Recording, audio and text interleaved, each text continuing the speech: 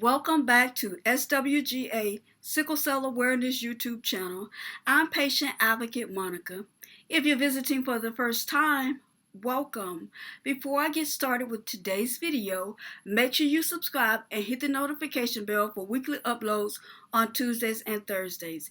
In today's video, I'm going to tell you 5 myths associated with telehealth. Let's get into the video. Myth number 1. Telehealth is something new and I don't trust it. That's not true. In reality, telehealth actually started in the 1960s.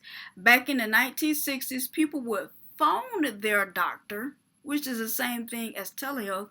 They would call their physician, tell him what the symptoms were going on, what was going on with them. He made recommendations and he sent them to the pharmacy to get whatever they need to take care of whatever medical issue that they was having. So telehealth being something new, it's not new. It's been around since the 1960s. Myth number 2, that telehealth is only for urgent care. That's not true either.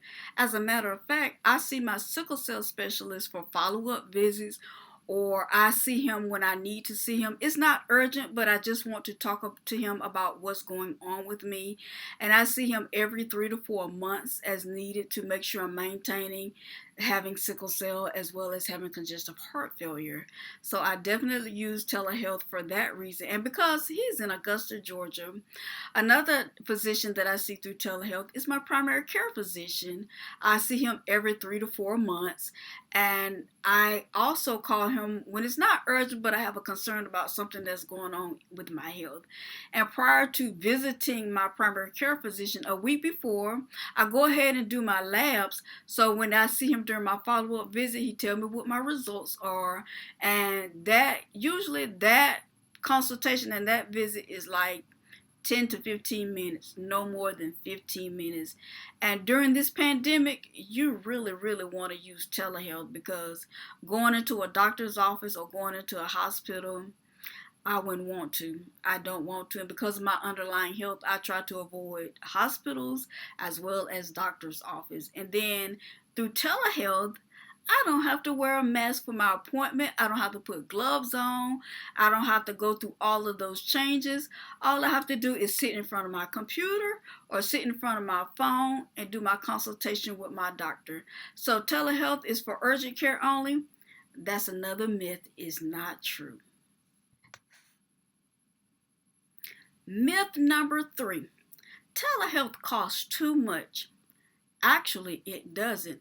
Actually, it costs less. Trust me, I know. I've looked at my medical bills. With telehealth, your physician does not have to pay for overhead costs. It does not have to pay for so many other things.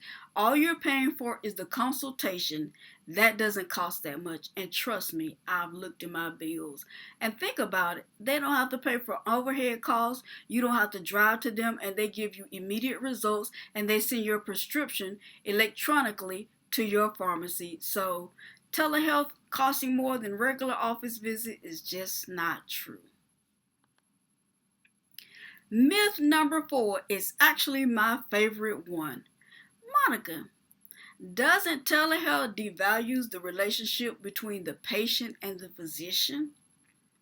That's not true at all. Actually, ever since telehealth has been in my life and my medical teams have telehealth, I actually see them more, I talk to them more, I communicate with them more, and I can message them, talk to them instantaneously. That's the best part about it. So whatever's going on, and sometimes I don't just talk to them about what's going on in my health, I actually ask them things that are going on in the medical community, because I am a patient advocate. So there are things that's going on with new medicines, new clinical trials and things that are going on, where I have an opportunity to message my medical team or message my medical professional and ask them different questions and different things that are going on in the medical community. So it doesn't devalue the relationship. Actually, it makes the relationship better and more valuable. So myth number 4, it devalues the relationship between the patient and the physician, is just not true. Myth number 5. I don't trust them websites, Monica. I don't trust those apps.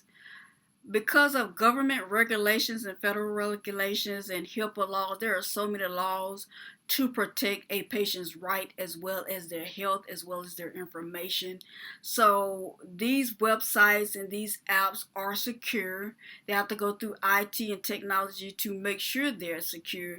So they will not have your information out there and anybody does not have access to it. Plus, they record the session as to follow back up with you, as well as to make sure they have everything accurate, make sure they have your records secure, make sure they have the correct information. So telehealth being not secure is just not true. They are very secure.